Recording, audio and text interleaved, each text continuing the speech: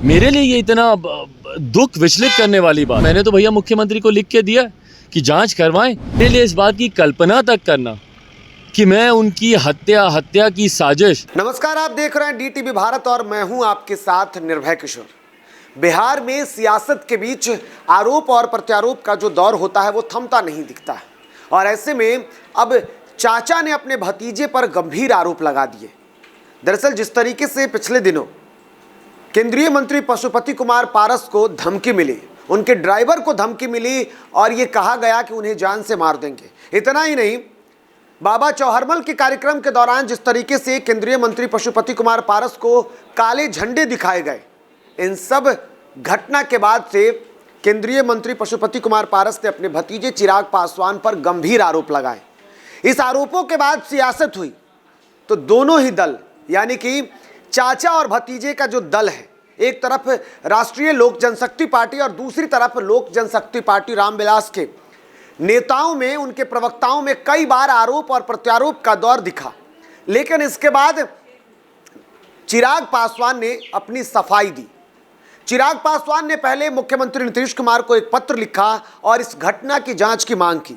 हालांकि जब सियासती दौर के बीच में चिराग पासवान मीडिया के सामने आए और पत्रकारों ने जब उनसे सवाल पूछ दिया कि गंभीर आरोप आपके चाचा ही आप पर लगा रहे हैं, तो चिराग पासवान ने आज एक बार फिर से सफाई दी है। चिराग पासवान ने कहा है कि पशुपति कुमार पारस उनके पिता के समान है और ऐसे में वो भला ऐसी घटना कैसे करेंगे। उन्होंने ये बात आज एक बार फिर से कही है कि हमने मुख्यमंत्री नीतीश कुमार को पत्र लिख दिया है, जांच की मांग की है और जांच के दरमियान अगर वो दोषी पाए जाते हैं तो उन पर कार्रवाई होनी चाहिए और उस कार्रवाई के लिए वो तैयार है। चिराग पासवान बता रहे हैं कि पिछले 8 महीने से वो बिहार की सियासत में एक्टिव हैं और लगातार कई कार्यक्रम कर रहे हैं, चाहे वो उनके बाबा चौहरमल के कार्यक्रम हो या आगे होने वाले कार्यक्रम हो। इसके साथ साथ हाजीपुर का दौरा हो, कई अन्य कार्यक्रमों में उनको बाज़ाब्ते निमंत्रण मिल रहा है और हर वो जगह जा रहे हैं। लेकिन ये आरोप जो उन पर लगे हैं, ये आरोप पूरी तरीके से निराधार है, उन्होंने खारिज किया है।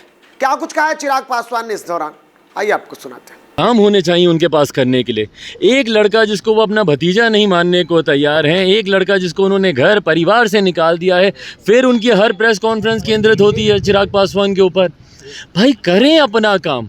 चिराग पासवान के पास अपने बहुत काम है करने के लिए। आज मैं क्या कर रहा हूँ, आज मैं जा रहा हूँ ना वापस हाजीपुर, कई निमंत्रण हैं, कई आयोजन हैं वहाँ पर। आज यहाँ पे बाबा चौहरमल की जयंती का एक और समारोह है, वहाँ पे जाऊँगा, इफ्तार के कार्यक्रम है। मैं यहाँ पर भाई पिछले 8-10 महीनों से आप लोग देख रहे हैं, दिन रात अपने काम पे लगा हूँ।